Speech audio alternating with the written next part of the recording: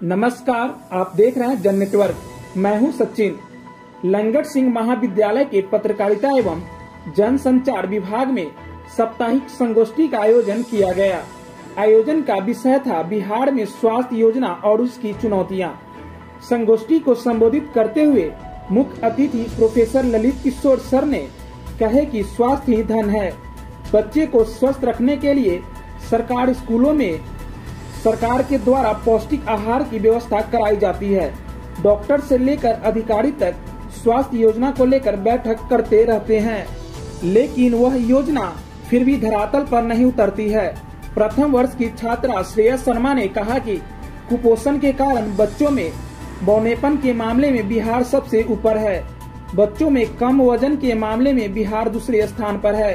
तृतीय वर्ष की छात्रा भारती ने कहा कि निजी और सरकारी अस्पतालों की व्यवस्था को सुधारने की जरूरत है। योजना तो लागू हो जाती है, लेकिन सुचारू ढंग से कार्य नहीं कर रहा। छात्र उज्जवल कुमार ने कहा कि सरकार के द्वारा लागू योजना हवा-हवाई रहता है।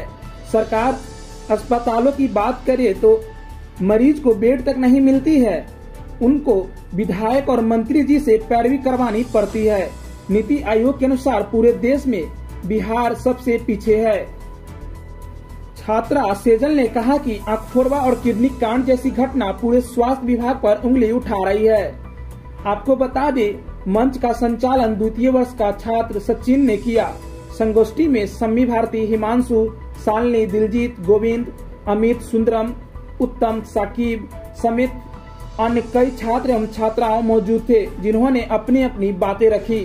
देखे पूरी वीडियो जन नेटवर्क के साथ। धन्यवाद। उनके लिए भी इंजेक्शन देने का कार्यक्रम, सुई देने का कार्यक्रम सरकार के द्वारा चलाया जाता है।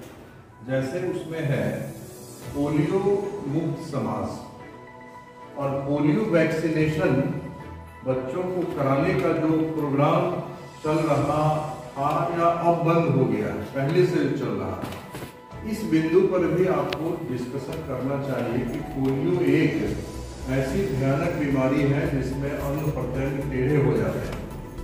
तो वैसी स्थिति में बिहार सरकार की योजना चली कि हमें पोलियो मुक्त बिहार बनाना है। एक तो इस दिशा में काम हुआ। दूसरा है खान पान को लेकर के। स्वास्थ्य का हमारे जीवन में बहुत महत्व है, हर कोई जानता है। वो बिल्कुल रिलेटेड है हमारे खान पान से।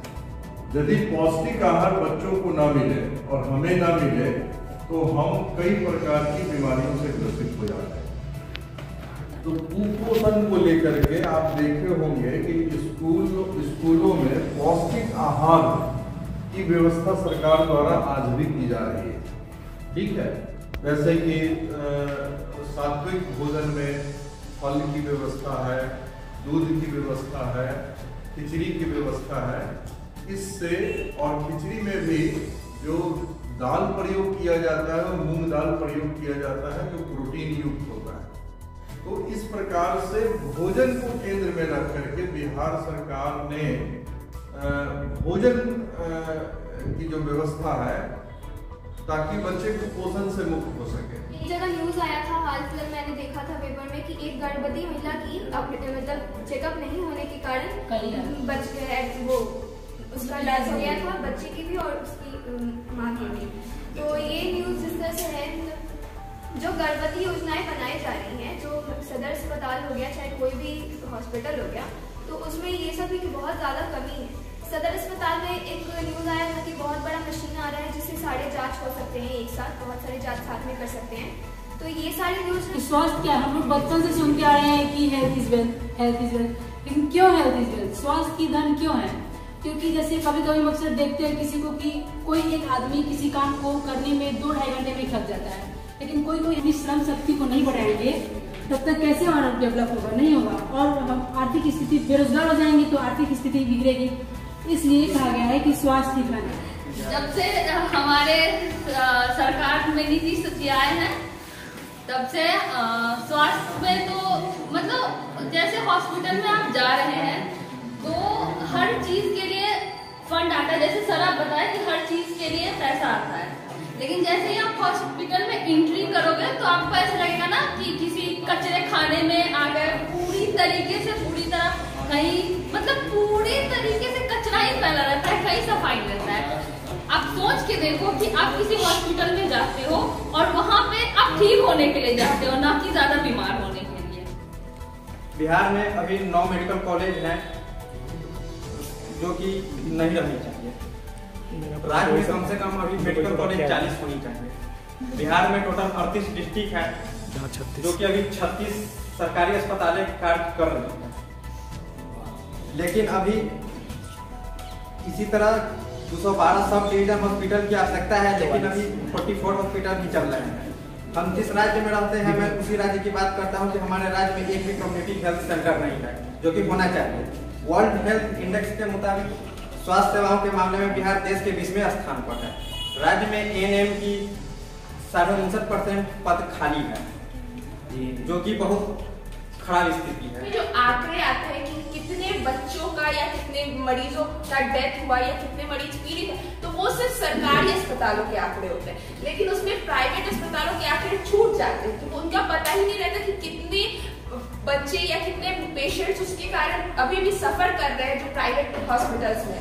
अभी कुछ दिन पहले मतलब कुछ महीने पहले भी एक कार्ड हुई थी अफोर्डवा कार्ड, जिसमें मतलब सरकार की जो गलती है साफ साफ दिख रही थी, जिसमें सदर अस्पताल में 100 के लगभग अप्रॉक्स इतने लोग थे जिनकी आंखें चली गई, जो ऑपरेशन करवाने गए थे, अपनी आंखों को अच्छा करवाने गए थे और उनका ऑपरेशन गलत तरीके से होने के कारण, इन्फेक्शन फैलने के कारण उनकी आंखों की रोशनी चली गई।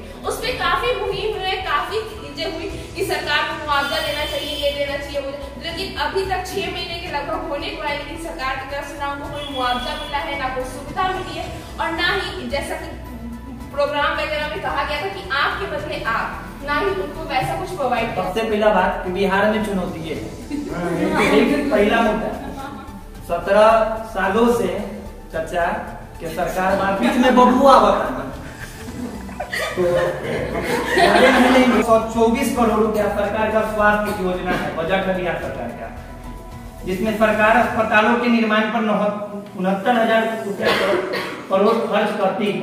बड़ा बिल्डिंग बनता है, बड़ा मंत्री लोग आते हैं, हाँ, फीता उता करता है, मार नाश्ता उता करता है। 57% पद चिकित्सकों का खाली है।